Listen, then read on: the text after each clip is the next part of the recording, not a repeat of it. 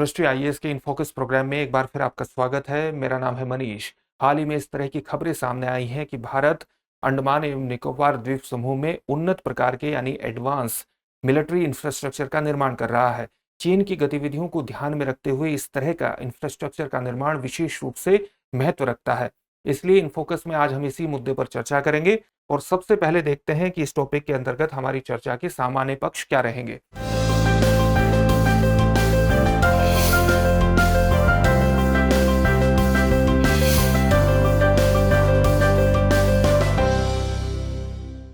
सबसे पहले हमने उस खबर को जान लिया है जिसके कारण ये पूरी खबर चर्चा में आ जाती है। इसको थोड़ा सा और विस्तार में जानने का प्रयास करेंगे, फिर देखेंगे कि अंडमान और निकोबार द्वीप समूह भारत के लिए रणनीतिक दृष्टिकोण से किस प्रकार से महत्वपूर्ण है, और अगर ये रणनीतिक दृष्टिकोण से महत्वपूर्ण है तो भारत को किस तरह के इंफ्रास्ट्रक्चर का यहाँ निर्माण करना चाहिए, या भारत किस तरह के मिलिट्री इंफ्रास्ट्रक्चर का, एडवांस मिलिट्री इंफ्रास्ट्रक्चर का यहाँ पर निर्माण कर रहा है, उसके कुछ सामान्य उदाहरणों को देखेंगे। अंत में आपके लिए एक अभ्यास प्रश्न होगा जिसका उत्तर आपको कमेंट बॉक्स में कमेंट करके देना होगा। ये जो पूरा विषय है यूपीएससी की मुख्य परीक्षा के सामान्य अध्ययन प्रश्न पत्र 2 से जुड़ता है, क्योंकि ये भारत के विदेशी सुरक्षा यानी अन्य देशों के प्रति एक सुरक्षा इंफ्रास्ट्रक्चर से जुड़ा हुआ है। तो इससे आप प्रश्न पत्र 2 से जोड़ करके देख सकते हैं यूपीएससी की मुख्य परीक्षा के। हम आगे बढ़े इससे पहले आप हमारे चैनल को सब्सक्राइब जरूर करिए और बेल आइकन दबाइए ताकि हमारे सभी प्रोग्राम का नोटिफिकेशन आप प्राप्त कर सके। तो चलिए आज के प्रोग्राम की शुरुआत करते हैं। प्रोग्राम से पहले आपको एक और सूचना ये देनी है कि इन सभी प्रोग्राम की जो पीडीएफ फाइल है वो आपको इनफोकस दृष्टि आईएएस के टेलीग्राम चैनल पर उपलब्ध कराई जा रही है। इस टेलीग्राम चैनल का आपको लिंक डिस्क्रिप्शन में मिल जाएगा, वहां जाकर के आप पीडीएफ फाइल डाउनलोड कर सकते हैं। तो सबसे पहले आज की खबर देखते हैं। खबर में यही है कि भारत अंडमान और निकोबार द्वीप समूह में एक एडवांस सैन्य इंफ्रास्ट्रक्चर का निर्माण कर रहा है ताकि वहां पर अतिरिक्त सैन्य बलों की तैनाती की जा सके, बड़े और अधिक संख्या में युद्ध पोतों को भी वहां तैनात किया जा सके, साथ ही विमानों की अगर आवश्यकता है तो विमानों के साथ साथ वहां मिसाइल बैटरी की जितनी भी आपूर्ति की आवश्यकता है उस आपूर्ति को सुनिश्चित किया जा सके, और साथ ही सैन्य सुविधाओं का भी विस्तार किया जा सके ताकि अधिक से अधिक संख्या में सैन्य बलों की जो तैनाती की आवश्यकता है उसको सुनिश्चित किया जा सके। इसी प्रकार से इन तैनाती के लिए जरूरी है कि अतिरिक्त रसद की भी आवश्यकता पड़ेगी और साथ ही अतिरिक्त भंडारण की भी आवश्यकता पड़ेगी, और इसको सुनिश्चित करने के लिए जरूरी है कि ऐसी सुविधाओं का विस्तार किया जाए, ऐसी सुविधाओं का विकास किया जाए ताकि अतिरिक्त रसद और भंडारण सुविधा संपन्न हो सके। तो इन्हीं को ध्यान में रखते हुए इन सारी चीजों को सुनिश्चित करने के लिए भारत अपने बुनियादी ढांचे का निर्माण कर रहा है, और इसलिए हमारे लिए जरूरी हो जाता है ये जानना कि अंडमान और निकोबार द्वीप समूह स्ट्रेटेजिकली रणनीतिक रूप से किस तरह से महत्वपूर्ण है। अगर हम इसके रणनीतिक महत्व को देखें तो सामान्य तौर से 5 रणनीतिक महत्वों की श्रेणी में इसको विभाजित किया जा सकता है। जैसे ये समुद्री सुरक्षा को सुनिश्चित करता है। आप इसकी अगर अवस्थिति देखेंगे कि तो ये भारत के दक्षिण पूर्व में बंगाल की खाड़ी में ये पूरा अंडमान और निकोबार द्वीप समूह पड़ता है। बेसिकली बड़े स्तर पर अगर देखें तो अंडमान और निकोबार द्वीप समूह 2 प्रकार के द्वीप समूह है, एक अंडमान द्वीप समूह और एक निकोबार द्वीप समूह, और इन दोनों को ही द्वीप समूहों को 10 डिग्री चैनल अलग करता है। इसके रणनीतिक महत्व को आप इस तरह से देख सकते हैं कि ये एक महत्वपूर्ण सबसे बिजी रहने वाले विश्व के एक सबसे बिजी रहने वाले नौवहन व्यापार प्रणाली व्यापार मार्ग पर स्थित है जो प्रशांत महासागर को साउथ चाइना सी और मलक्का स्ट्रेट से होते हुए हिंद महासागर तक जोड़ता है, और यहां पर अंडमान निकोबार द्वीप समूह की स्थिति है।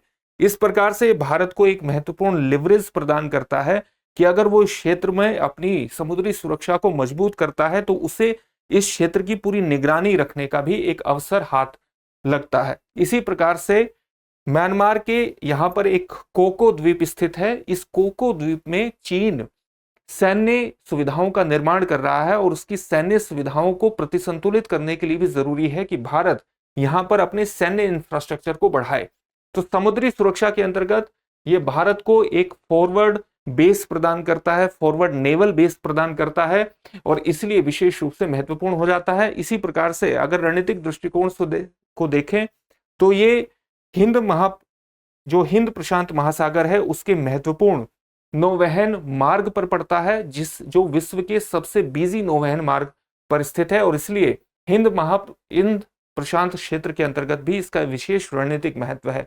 रणनीतिक दृष्टिकोण से हमने देख लिया कि किस प्रकार से इस पूरे क्षेत्र की निगरानी रखने के लिए यहां पर एक इंफ्रास्ट्रक्चर का होना विशेष रूप से महत्वपूर्ण है, खास तौर से चीन की कोको द्वीप में गतिविधियों को देखते हुए। एक्सक्लूसिव इकोनॉमिक जोन यानी भारत के एक्सक्लूसिव आर्थिक क्षेत्र का विस्तार करता है। एक्सक्लूसिव आर्थिक क्षेत्र का क्या मतलब होता है? किसी देश की अंतिम तटीय रेखा से 200 नॉटिकल माइल तक उस क्षेत्र का हिस्सा माना जाता है। तो ये न केवल भारत के समुद्री संसाधनों में विस्तार कर देता है, बल्कि चाहे वो कृषि का क्षेत्र हो, चाहे फिशरीज का क्षेत्र हो और चाहे निगरानी का क्षेत्र हो, उसमें भारत को एक महत्वपूर्ण बढ़त हासिल करवाता है अंडमान और निकोबार द्वीप समूह। इसी प्रकार से हाल ही में भारत ने चीन को एक तरह से प्रतिसंतुलित करने के लिए एक चतुर्भुज सुरक्षा वार्ता भी शुरू की है। हालांकि भारत लगातार इसके एक स्पष्ट घोषणा से बचता रहा है कि इस तरह की वार्ताएं चीन को प्रतिसंतुलित करने के लिए की गई हैं, लेकिन कहीं ना कहीं एक उसका बैक चैनल उद्देश्य यही रहता है। तो ये चतुर्भुज सुरक्षा वार्ता किसके बीच की शुरू की गई है? भारत, जापान, ऑस्ट्रेलिया और संयुक्त राज्य अमेरिका, यूएस। तो इस चतुर्भुज सुरक्षा वार्ता को अगर हम देखें तो चारों देश ही अपनी नेवल कैपेबिलिटीज को बढ़ाने का प्रयास करते हैं और उसमें अंडमान और निकोबार द्वीप समूह की अवस्थिति विशेष रूप से महत्वपूर्ण हो जाती है। तो ये सारी चीजें अंडमान और निकोबार द्वीप समूह के रणनीतिक महत्व को स्पष्ट करती हैं और इस रणनीतिक महत्व को इसका पूरा लाभ उठाया जा सके, इसके लिए जरूरी है कि भारत यहाँ पर अपने सैन्य बुनियादी ढांचे का स्पष्ट रूप से विकास कर सके, उसको बढ़ा सके। तो इसके प्रमाण किस तरह से? भारत ने यहाँ वर्ष 2001 में एक त्रिसेवा कमांड भी स्थापित की गई थी, जो भारत की पहली और एकमात्र कमांड है और इसका नाम है अंडमान और निकोबार कमांड। भारत की योजना कई तरह से है, कई तरह से यहाँ पर इंफ्रास्ट्रक्चर का विकास भारत करना चाहता है। जैसे यहाँ के उत्तरी द्वीपों से एक द्वीप पर वह अपने मॉनिटरिंग इंफ्रास्ट्रक्चर को बढ़ाने का प्रयास कर रहा है ताकि इस क्षेत्र की एक बेहतर निगरानी सुनिश्चित की जा सके। इसके महत्व पर अभी हमने चर्चा की थी और साथ ही सैनिकों के लिए एक स्थायी आवास का भी निर्माण किया जा रहा है ताकि सैनिकों की आवाजाही के साथ साथ अधिक संख्या में सैनिक बलों की तैनाती भी यहाँ सुनिश्चित की जा सके। उसी प्रकार से नौ सैनिक हवाई स्टेशन पर हवाई पट्टी की लंबाई बढ़ाने का कार्य किया जा रहा है ताकि भारतीय नौसेना के एक महत्वपूर्ण विमान, जिसको हम बोइंग विमान के नाम से जानते हैं, P8I, जो विशेष रूप से यहाँ पर न केवल इंटेलिजेंस, सर्वेलेंस और रिकनेसेंस का एक महत्वपूर्ण स्रोत है, यानी इस क्षेत्र में भारत का एक टोही विमान है जो इंटेलिजेंस का भी काम करता है और सर्वेलेंस का भी काम करता है। तो उसकी यहाँ पर बड़ी संख्या में एक तैनाती की जा सके, इसलिए हवाई पट्टी की लंबाई बढ़ाने की आवश्यकता है और इसी प्रकार से लड़ाकू जेटों की तैनाती के लिए भी इस हवाई पट्टी की लंबाई को बढ़ाने की आवश्यकता है। उसी तरह से यातायात को सुगम रखने के लिए, उसको बेहतर बनाने के लिए भी अंडमान द्वीप में उत्तर के क्षेत्र से लेकर दक्षिण में स्थित पोर्ट ब्लेयर तक एक सड़क सुरक्षा का भी कार्य किया जा रहा है, एक सड़क सुधार कार्यक्रम भी किया जा रहा है। इसी प्रकार से रनवे को 3000 किलोमीटर तक विस्तारित करने का लक्ष्य रखा गया है और इस पर भी काम चल रहा है ताकि लड़ाकू स्क्वाड्रनों को रखने की एक स्थिति का निर्माण किया जा सके, एक बुनियादी ढांचे का निर्माण किया जा सके। एक कंटेनर ट्रांसशिपमेंट टर्मिनल के निर्माण पर भी कार्य लगातार प्रगति पर है। उसी तरह से भारत के सीडीएस यानी चीफ ऑफ डिफेंस स्टाफ द्वारा भी पोर्ट ब्लेयर में आईएनएस उत्कर्ष में एक आधुनिक हैंगर और डिस्पर्सल सिस्टम का उद्घाटन पिछले वर्ष किया गया। हैंगर का क्या मतलब होता है? हैंगर का मतलब है किसी भी युद्ध पोत पर विमानों के रखरखाव, विमानों को रखने, उसकी भंडारण व्यवस्था को रखने और वहां पर उसके रखरखाव को बनाए रखने के लिए एक संरचना का निर्माण करना। तो इस संरचना को ही सामान्य तौर से हैंगर के नाम से जाना जाता है।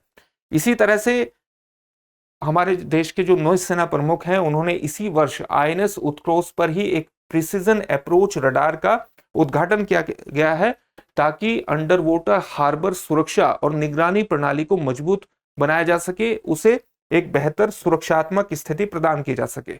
आईएनएस कोहासा, आईएनएस बाज और आईएनएस कार्डी में नौसेना संचार नेटवर्क केंद्रों का भी उद्घाटन किया गया है ताकि संचार व्यवस्था को बेहतर बनाया जा सके बेहतर तालमेल बनाया जा सके और एकीकृत रूप में सभी सैन्य इंफ्रास्ट्रक्चर मिलकर के काम कर सके। न केवल यहाँ की सुरक्षा सुनिश्चित हो बल्कि इसके माध्यम से एक निगरानी की बेहतर प्रणाली भी विकसित हो सके और भारत की सुरक्षा व्यवस्था को मजबूत बनाया जा सके। अंडमान निकोबार द्वीप का जो रणनीतिक महत्व है, उस रणनीतिक महत्व को पूरी तरह से कामयाब किया जा सके, उसका लाभ उठाया जा सके।